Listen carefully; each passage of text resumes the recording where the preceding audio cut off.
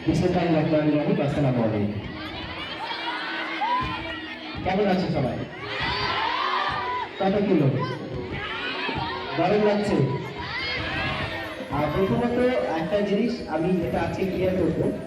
আর গতকাল থেকে শুনছি যে এটা একটা ছোট অনুষ্ঠান। বাট ব্যক্তিগতভাবে আমি মনে করি পৃথিবীতে ছোট বলে কিছু হয় না, কারণ অনুষ্ঠান আমাদের। আর আমরা যদি বড় মনে করি তাহলে এটা বড় অনুষ্ঠান। তাহলে ছোট না বড় অনুষ্ঠান? আমরা আছি মানে ব্যাস, আর দরকার নেই। আমরাই তো যদি থাকবো, আমাদের হয়তো বলা হয় যে ফেয়ারওয়েলটা বড় অনুষ্ঠান, তো ফেয়ারওয়েলেও আমরা থাকবো, এখানেও আমরা আছি। অনুষ্ঠান ছোট বলে কিছু হয়, অনুষ্ঠান বড়। তো থ্যাংক ইউ আরে স্যারকে আজকে কিছু বলতে দেওয়ার জন্য।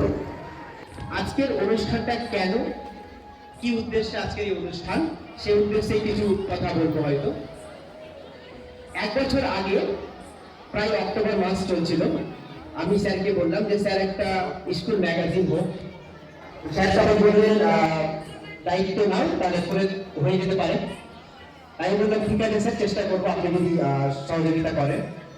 তো সেদিন থেকে শুরু হয় আমাদের যাত্রা।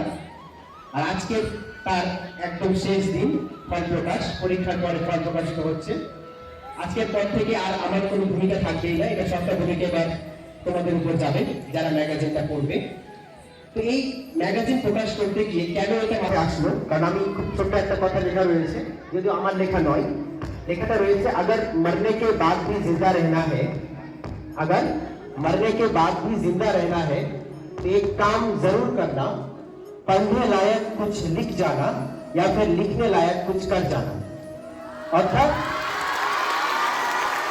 একমাত্র পৃথিবীতে বেঁচে থাকতে গেলে আমাদের এই দুটো উপায় ছাড়া আর আমাদের পৃথিবীতে বেঁচে থাকার কোনো রাস্তা নেই। হয় আমাদের কিছু লিখে যেতে হবে, কারণ কবিগুরু বলছেন যে আমার জন্মের 100 বর্ষ পরে কে তুমি পড়িছ আমার কবিতা খানি কৌতূহল ভরে। তিনি হয়তো মারা গেছেন, বাট তিনি কবিতার মধ্য দিয়ে, লেখনের মাধ্য দিয়ে বেঁচে আছেন আমাদের মাঝে। সেরকমই একটা ছোট্ট প্রয়াস বিকাশ মিশন আজ নিতে চলেছে। তাদের প্রথম ম্যাগাজিন, আমাদের প্রথম ম্যাগাজিন আজ উন্মোচন হবে।